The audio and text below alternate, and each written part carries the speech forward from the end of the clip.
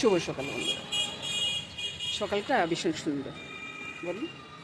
এই যে সূর্যমামা মুখে দিচ্ছে, মুখে রৌদ্র আসে পড়তেছে, খুব ভালো লাগতেছে না? পাখির কিচির মিচির ডাক, আর গাড়ির ডাক তো আসছে, গাড়ির ডাক না থাকি পারা যায়। এই যে আমার ফুল ফুল কতগুলো কল্লি আছে দেখুন। এই যে ফুলের কল্লিগুলো ভীষণ ভালো লাগতেছে না? কতগুলো কল্লি একসাথে ফুটবে, একসাথে যেদিন ফুটবে না সেদিন আসন ভর্তি হয়ে যাবে, ঠাকুরের আসনটা একবারে ভর্তি হয়ে যাবে। চলুন যাই, ঘরে কী কী হয়েছে সেটা দেখবো না? আপনাদের তো আকাশটাই দেখায়নি, রোদ উঠছে, বৃষ্টি ফুটা ফুটা পড়তেছে, কি সুন্দর না জিনিসটা। আর চতুর্দিকটা দেখো খুব সুন্দর, বৃষ্টি আসতেছে। মনে করলাম যে আজকে বৃষ্টি হবে না, কিন্তু বৃষ্টি আসতেছে। এই যে আপনাদের মাসে মাসে সব জিনিস খাচ্ছি, চিরতা, তারপরে চিয়া সিড, দারচিনির গুঁড়া, রসুন, সবগুলো আছে। সব নিয়ে বন্ধুরা সকালটা শুরু। গাছের ফুল তোলা হয়ে গেছে, আর এদিকে মশলার জল সব কিছু রেডি আছে।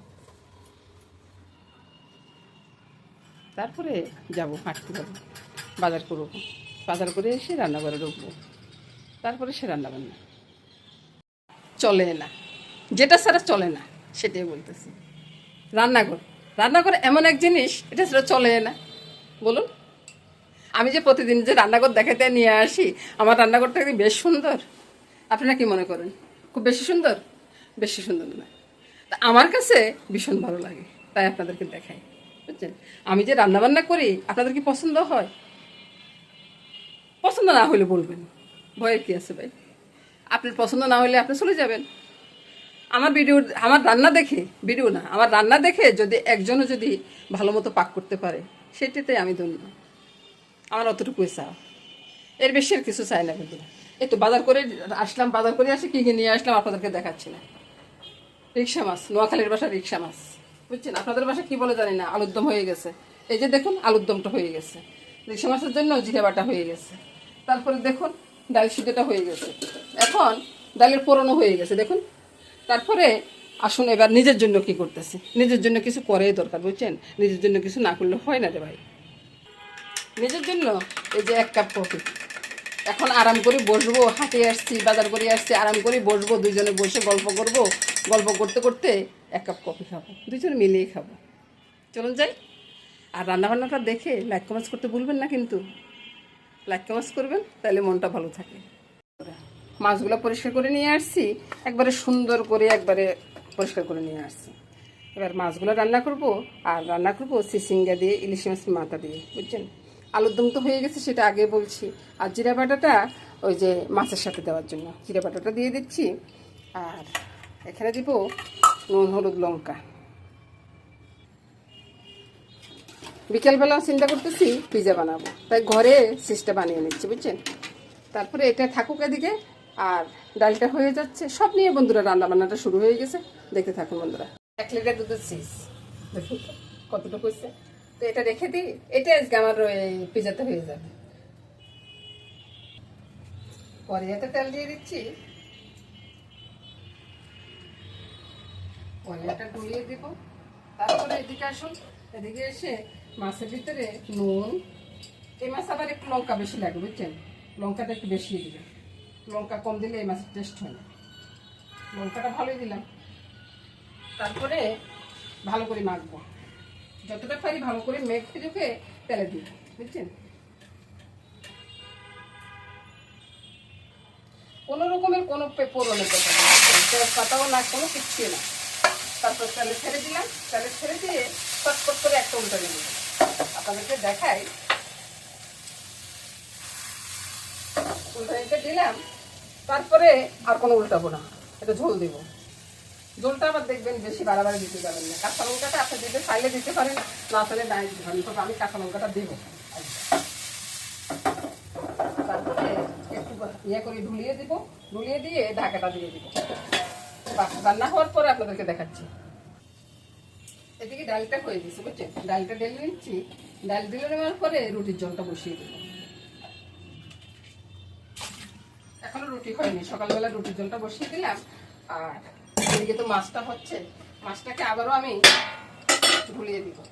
এটা চামিচ দিবেন না, এই মাছটা একবারে নরমাল।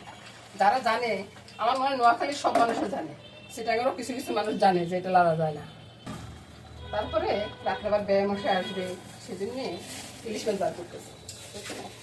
ইলিশ মাছ তো সব দিন খাওয়া যায় না, রাতে একটু ইলিশ মাছ ভাজি করে নেবে। মাছ তো নামাবের পরে দেখাবো। আর এদিকে আমি এখানে নুন হলুদটা নিয়ে নিচ্ছি, নুনটা দিয়ে দিলাম স্বাদ অনুযায়ী, তারপরে হলুদটা আর লঙ্কা। আর যে দুটো তরকারি কিন্তু লঙ্কা বেশি যাচ্ছে, বুঝছেন? একটু কালো গোলমরিচে দিব, সামান্য একটু চিনি দিব, কারণ এটা পাংঠা বাগটা কেটে যাওয়ার জন্য আর কি। আর এই যে ইয়েটা আমি ডিপ ফ্রিজে ঢুকিয়ে রাখছিলাম, তো এই কাজের সুবিধা, বুঝছেন? আপনারাও চাইলে এভাবে পারেন। এটাকে ভালো করে মেখে রেখে রেখে দিব, আর মাছটা হওয়ার পর আমি বসিয়ে দেবো। করে নিচ্ছি, রুটিটাও হয়ে যাচ্ছে, একই সাথে দুইটা কাজ হয়ে যাচ্ছে বন্ধুরা।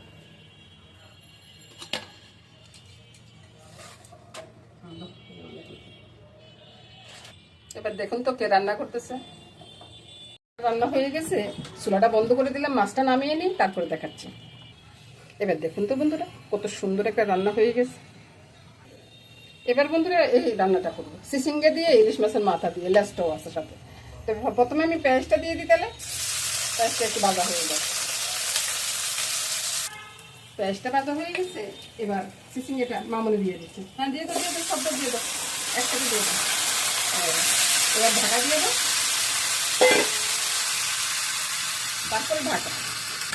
আচ্ছা মামুনি একটু নেড়ে ছেড়ে দাও তো বাবা, আগে কি একটু দই দিয়ে নেড়ে ছেড়ে দাও, এটা মিশিয়ে দিই, মিশিয়ে দিই ঢাকা।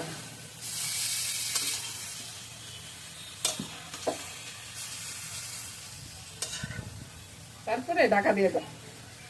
এবার হওয়ার পরে আমি আপনাদেরকে দেখিয়ে দিব কেমন তরকারিটা রান্না করলাম।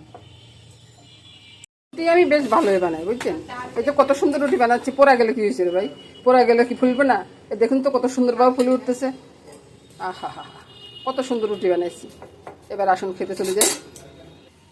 বাইরে আমার মামনি কত সুন্দর করে চা বানাচ্ছে, দেখুন তো।